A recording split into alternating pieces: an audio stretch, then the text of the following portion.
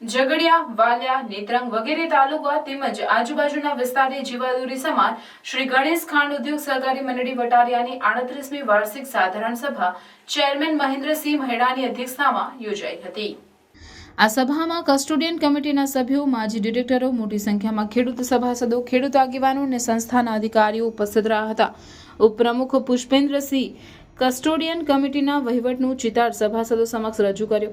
તેઓએ જણાવ્યું કે તાજેતરમાં ખાંડ નિયામક તેમજ સરકારના અન્ય વિભાગોમાં અમુક કિસ્મો દ્વારા ગણેશ શુગરને નુકસાન કરવાના હેતુથી પાયાવિહોણી અરજીઓ કરવામાં આવી હતી, તેમજ તેઓ સસ્તી લોકપ્રિયતા હાંસલ કરવા સોશિયલ મીડિયાનો ઉપયોગ કરી ભ્રામકતા ફેલાવી સભાસદોને ગેરમાર્ગે દોરી ગણેશ શુગરને તેમજ સરકારને પણ બદનામ કરવાનું કૃત્ય આચરી રહ્યા છે। ખરેખર આગામી કેટલાક તો ગણેશ શુગરના સભાસદ પણ નથી અને સંસ્થામાં શેરડી પણ નાખતા નથી। વાઇસ ચેરમેને આવા તત્વોને ખુલ્લા પાડતા જણાવ્યું કે આ આવેદનો અને રજૂઆતો કરતા ઇસમોમાં એક વ્યક્તિ એવી છે કે જેઓને સંસ્થાના નીતિ નિયમો નેવે મૂકીને ધિરાણ આપી ન શકાય એમ હોય, તેમ છતાં કોઈપણ જાતના ઠરાવ વગર ધરખમ ધિરાણ આપવામાં આવેલ છે। એક વ્યક્તિ એવા છે કે જેઓએ સભાસદોના નામ પણ ઓછા ભાવે સંસ્થામાંથી કમ્પોસ્ટ મેળવી બજારમાં વધુ ભાવે વેચી વેપાર કરી અંગત લાભ મેળવેલ છે, તેમજ આશરે 17 વર્ષ પહેલા મૃત થયેલ સભાસદ નામે કોડ પડાવી એના નામ પર ખાતર મેળવેલ છે। હજુ પણ તેઓ પાસે સંસ્થાના લેણા બાકી પડે છે।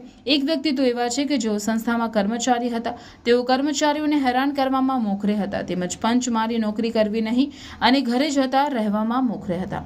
તેઓની નોકરી દરમિયાન 21 નોટિસ મળેલ છે। કસ્ટોડિયન કમિટી આવતા તેઓએ રાજીનામું મૂકવું પડે, તેમજ જે તે સમયે પેટ્રોલ પંપ ઉપર તેઓની અંદરમાં ઘટ આવવાથી ખૂબ નુકસાન કરેલ છે। આવા ઇસમો સંસ્થા બચાવવા રજૂઆત કરવા જાય છે અને ભ્રામકતા ફેલાવે છે, તેમજ સંસ્થાને નુકસાન કરવાનું કૃત્ય કરે છે।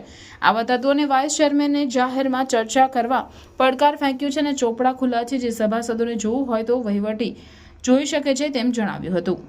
વર્ષ 2023-24માં 1 એકરથી વધુ ઉત્પાદન મેળવેલ સભાસદોને હાજર મહાનુભાવોના હસ્તે ઇનામ વિતરણ કરી શાલ ઉઢાડી સન્માન કરવામાં આવ્યું। સંસ્થાના ઇન્ચાર્જ મેનેજિંગ ડિરેક્ટરે એજન્ડાના કામો દર્શાવતા તમામ હાજર સભાસદોએ તમામ કામો સર્વાનુમતે મંજૂર કર્યા હતા અને કસ્ટોડિયન કમિટીના કામગીરી ઉપર અતૂટ વિશ્વાસ દર્શાવ્યો હતો।